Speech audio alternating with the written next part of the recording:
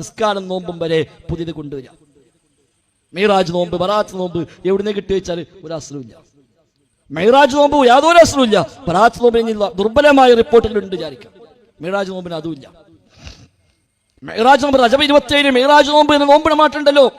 ഒരു ഹദീസിലും അങ്ങനെ വിഷയമേ ഇല്ല. ആകുള്ളത് വസാലി ഇമാമിന്റെ ഹിയാ ഉലുമുദ്ദീൻ എന്ന കിതാബില് സനദൊന്നും ഇല്ലാതെ ഒരു വാചകം കൊടുത്തിട്ടുണ്ട്. റജബ് 27 നോമ്പ് നോറ്റാൽ 60 മാസത്തെ നോമ്പിന്റെ കൂലി കിട്ടും. അതിന് മെഹ്റാജ് നോമ്പൊന്നുമില്ല. അത് റജബിലെ ഓരോ ദിവസം നോമ്പ് വയ്ക്കാനുള്ള മഹത്വം പറയുന്നുണ്ട്. ആ കൂട്ടത്തില് റജബ് 27 പറഞ്ഞു മാത്രം, അല്ല മെഹ്റാജ് നോമ്പ് പറഞ്ഞതല്ല. മെഹ്റാജ് നോമ്പ് നോക്കാൻ പറഞ്ഞ ഒരു ഹദീസും എവിടെയും വന്നിട്ടില്ല. ഫിഖഹിന്റെ കിതാബിൽ പോലും അങ്ങനത്തെ ചർച്ചയില്ല. അത് പിൽക്കാലത്ത് വന്നതാണ്.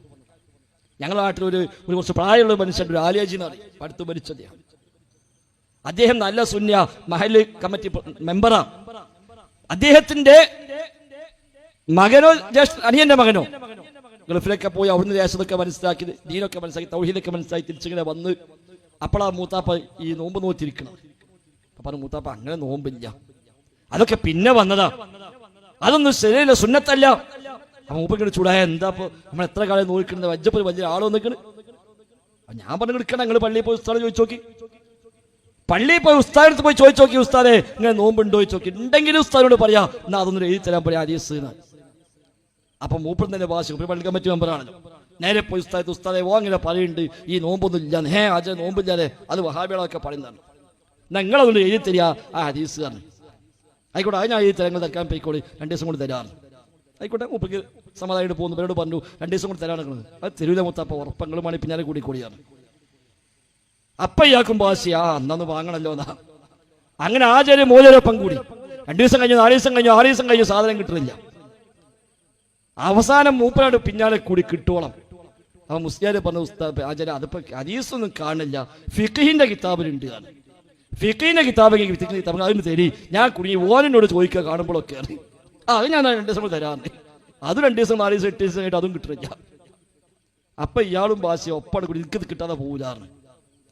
അപ്പം ഉസ്താദിന് പോ ആചാര്യ എന്തായാലും ഇപ്പൊ നോമ്പല്ലേ, ഇനിയിപ്പൊ എവിടെ ഇല്ല ആചാരിക്ക, എന്താ ഇപ്പൊ നോമ്പ് വെച്ചാലോ ചോദിച്ചു. ആഹാ അതിന് എന്നെ കിട്ടൂല, ഇതാണ് പഠിപ്പിന്, അതിന് എന്നെ കിട്ടൂലാറിന്. മുപ്പരോട് പോന്നു, നിർത്തി. അവിടുന്ന് രാജിച്ചു. മുമ്പ് നേരെ വഹാബിച്ചിട്ട് മാറി. മുമ്പ് ബുക്ക് എഴുതി, സാധാരണക്കാരൊരു പുസ്തകം എഴുതി, ഒരു 10, 500, 300 പേജുള്ള വലിയൊരു ബുക്ക് എഴുതിയിട്ട് എൻ്റെ അടുത്ത് കൊണ്ടുവന്നു. നിങ്ങളൊന്ന് വായിച്ച് പരിശോധിച്ചിട്ട് ഇറക്കാൻ പറ്റുമെങ്കിൽ ഇറക്കിക്കാൾ, അല്ലെങ്കിൽ വേണ്ടാറ്. അപ്പൊ ബുക്കിന്റെ ഫസ്റ്റ് പേജ് എന്താ അറിയോ? വഹാബികളുടെ പുസ്തകങ്ങൾ വായിക്കുകയോ പ്രസംഗം കേൾക്കുകയോ ചെയ്യരുത്, എന്തുകൊണ്ട്? ഈ പുസ്തകം വായിച്ചാൽ ഉത്തരം കിട്ടും. അതാണ് ഫസ്റ്റ് പേജ്. അപ്പൊ എന്താ ഞാനും വെച്ച് എന്താ പറഞ്ഞ ബുക്ക്. അപ്പൊ സംഭവം എന്താ, ഉള്ളിലേക്ക് വേൾഡ് പുസ്തകമൊക്കെ കേട്ടാല് ഉസ്താദന്മാർക്ക് ക്ഷീണമാണ്, അതോട് കേൾക്കാൻ പാടില്ല. അതാ ആ സാധു മരിച്ചു പോയി, പഠിച്ചോ പുറത്തു. അപ്പൊ ഇത്ര ഒന്ന് പിന്നാലെ കൂടിയാൽ മതി. ഓരോ വിഷയം ഒന്നാണ് ചോദിച്ചാൽ സംഗതി ഒക്കെ ക്ലിയറാവും. നമ്മളെ ഇവിടെ കോട്ടക്കനടുത്ത് തെന്നല പ്രദേശത്ത് അവിടെ ഒരു ചെറിയ നിസ്കാര പള്ളിയുണ്ട്. നേരെ മുന്നത്തെ പരിയുള്ള ആള് വഹാബിയ. അപ്പൊ ഓനെ മര്യാദക്ക് പള്ളിക്ക് നിസ്കരിക്കാൻ ഉണ്ടാവുള്ളൂ, മറ്റു പലരും ബന്ധെങ്കിൽ വന്നു, അത്രേ ഉള്ളൂ.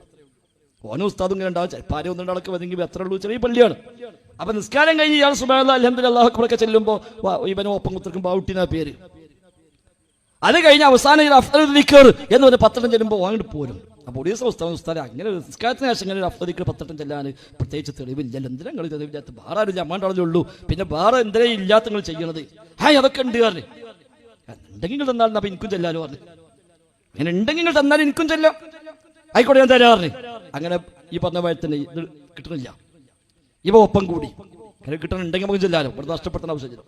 ഇവൻ കാണുമ്പോഴൊക്കെ ചോദിക്കും, ഉസ്താദെ കിട്ടിയോ കിട്ടിയേക്കും. ഇല്ലാതെ ഞാൻ നോക്കാൻ പറ്റിയിട്ടില്ല, നേരം കിട്ടിയിട്ടില്ല, ഞാൻ നോക്കിയിട്ട് തരാറ്. ഒരു 3-4 ദിവസം പോയപ്പോ പിന്നെ ഇവനെ കണ്ടപ്പോൾ ഉസ്താദ് മാറാൻ തുടങ്ങി. പിന്നെ ഒരു ദിവസം രാവിലെ പള്ളി കമ്മിറ്റി പ്രസിഡന്റ് ഇവന്റെ വരിക്കാരെ, ബാവുട്ടി അനക്ക് മാണ്ടി ചെല്ലണ്ട, അയാളെ ഇടങ്ങാറാക്കണ്ട. കണ്ട മൂപ്പര അയാളെ ഇട്ടിട്ട് പോയിട്ടുണ്ടെങ്കിൽ എനിക്കപ്പം അതിന്റെ ബുദ്ധിമുട്ട്, അവിടെ അനക്ക് മാണ്ടി ചെല്ലണ്ട, അവിടെ ഇപ്പൊ നിൽക്കുന്നു. ആദ്യം പറഞ്ഞപ്പോൾ ഇല്ലാന്ന്. അപ്പൊ ഇങ്ങനെ ഓരോരുത്തരുണ്ടാക്കി അത് നിർത്താനും കഴിയണില്ല. അപ്പൊ അങ്ങനെ പോകാം, അങ്ങനെ പോവുക. ഇതിങ്ങനെ ഒരു പിന്നാലെ പോവുകയാണ്, നിർത്താൻ പേടി, ഇത് ഇങ്ങനെ പറ്റിയതാണ്, ബുദ്ധിമുട്ടായി. നിസ്കാരത്തിന് ശേഷം ഉസ്താദ് ദുആ മഅ്മൂമിൻ ആമീൻ പറഞ്ഞ ഏർപ്പാട് എവിടെയുള്ളത്? നബിതങ്ങൾ എത്ര 10-13 കൊല്ലം നബിതങ്ങൾ ജീവിച്ച നബിയായിട്ട് നിസ്കാരം ഫർളായതിനു ശേഷം തന്നെ ഏതാണ്ട് 10 കൊല്ലത്തിലേറെ നബി തങ്ങൾ ഇമാമായി നിസ്കരിച്ചില്ലേ? ഒരു വഖത്തിലെങ്കിലും നബി തങ്ങൾ ദുആ ചെയ്ത് മഅ്മൂമികൾ ആമീൻ പറഞ്ഞ് പിരിഞ്ഞ ഒരു സംഭവം ഉണ്ടോ ചോദിച്ചാൽ ഒറ്റ സംഭവം ഉണ്ടാവില്ല.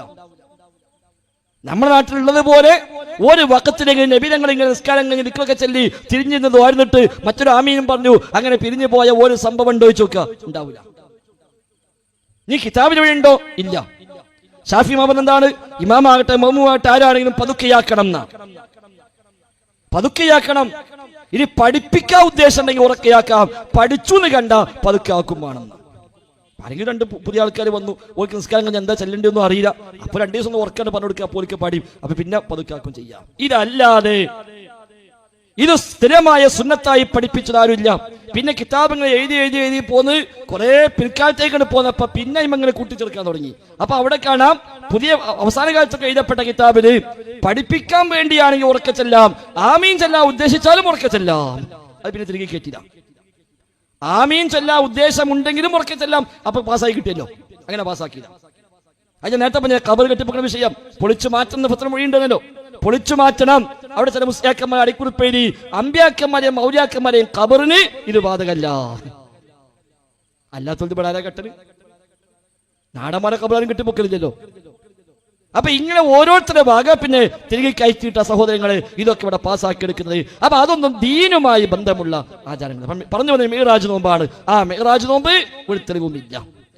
റജബ് 27 മിഅ്റാജ് നോമ്പ് നോക്കാൻ നബി തങ്ങൾ പഠിപ്പിച്ചത്. നബി തങ്ങൾ മിഅ്റാജ് യാത്ര പോയതിനു ശേഷം 10 കൊല്ലത്തിലേറെ ജീവിച്ചു. ഒരു കൊല്ലം പോലും നബി തങ്ങൾ മിഅ്റാജ് നോമ്പ് നോറ്റിട്ടില്ല, നോക്കാൻ പഠിപ്പിച്ചിട്ടില്ല. മിഅ്റാജ് എന്നാണ് പോലും പണ്ഡിതന്മാർക്ക് 10ലേറെ അഭിപ്രായമുണ്ട്. എന്നാണ് മിഅ്റാജ്, ഏത് മാസമാണ്, ഏത് ഡേറ്റ് ആണ്, 10ലേറെ അഭിപ്രായം ആ വിഷയത്തിലുണ്ട്. എന്റെ അഭിപ്രായ വ്യത്യാസം ഉണ്ടായത് അടുത്ത കൊല്ലം ആ ഡേറ്റ് വരുമ്പോൾ നബി തങ്ങൾ പറഞ്ഞിരുന്നുവെങ്കിൽ അഭിപ്രായ വ്യത്യാസം ഉണ്ടാവോ? ഞാൻ മിഅ്റാജ് പോയ ദിവസം നോമ്പോറ്റോടി എന്ന് നബി തങ്ങൾ പറഞ്ഞാൽ മിഅ്റാജ് എന്നാ പിന്നെ തർക്കമില്ലല്ലോ. പെരുന്നാൾ എന്ന തർക്കമുണ്ടോ? എന്നാ പെരുന്നാൾ തർക്കമില്ലല്ലോ. അറഫ എന്ന തർക്കമില്ല. മുഹറം 9, 10 തർക്കമില്ല. ഇതിനെന്ത് തർക്കമുണ്ടായത്? നബി തങ്ങൾ ജീവിതകാലത്ത് അങ്ങനെ നോമ്പ് നോറ്റിട്ടില്ല, നോക്കാൻ പറഞ്ഞിട്ടില്ല. ബറാത്ത് നോമ്പും അങ്ങനെ തന്നെയാണ്. ബറാത്ത് നോമ്പ് പിന്നെ ദുർബലമായ ഒരു റിപ്പോർട്ടുകൾ ഉണ്ട് എന്നെങ്കിൽ സമാധാനിക്കാം.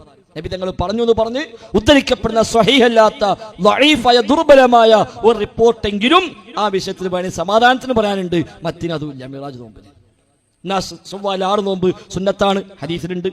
തിങ്കളും വ്യാഴവും സുന്നത്താണ്, ഹദീസിലുണ്ട്. മുഹറം 9, 10 സുന്നത്താണ്, ഹദീസിലുണ്ട്. ദുൽഹിജ്ജ 9 അറഫ നോമ്പ് സുന്നത്താണ്, ഹദീസിലുണ്ട്. എല്ലാ മാസവും 3 ദിവസം നോമ്പ് നോക്കൽ സുന്നത്താണ്, ഹദീസിലുണ്ട്. അയ്യാമുൽ ബീദ് ഹദീസിലുണ്ട്. ഉള്ളതൊക്കെ നോക്കണം. അതൊന്നും ആൾക്കാർ നോക്കൂല, ഇല്ലാത്തതൊക്കെ നോക്കുകയും ചെയ്യും. സുന്നത്തായ ആരും അതിന് വലിയ ആവേശമൊന്നുമില്ല. ഇല്ലാത്തുണ്ടെങ്കിൽ അതിന് വലിയ ആവേശം. മിഅ്റാജ് നോമ്പ് നോക്കിക്കഴിഞ്ഞാൽ ഓന്തോ പഴച്ചോന്, ബറാത്ത് നോമ്പ് നോക്കിക്കഴിഞ്ഞാൽ ഓൻ ഭയങ്കര പഴച്ചോന്. തിങ്കളാഴ്ച നോമ്പ് നോക്കിക്കഴിഞ്ഞാലോ ഒരാക്ഷേപമില്ല. ചൊവ്വാല 6 നോമ്പ് നോക്കിക്കഴിഞ്ഞാൽ അതിപ്പോ റമദാൻ മാസം കഴിഞ്ഞ് പാലക്കൊണ്ട കയ്യുള്ളൂ പറയും, അത് വിട്ടു. മുഹറം 9 2 കൂടി കഴിച്ചില്ല, ഏത് 1 നോക്കാന്ന്. എന്നാ ബറാത്ത് നോമ്പ് നോക്കിക്കഴിഞ്ഞാൽ ഭയങ്കര ഒച്ചപ്പാടും ബഹളമായി.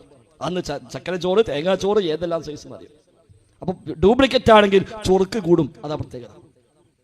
മറ്റിന് അത്ര ആകർഷിത ഉണ്ടാവില്ല.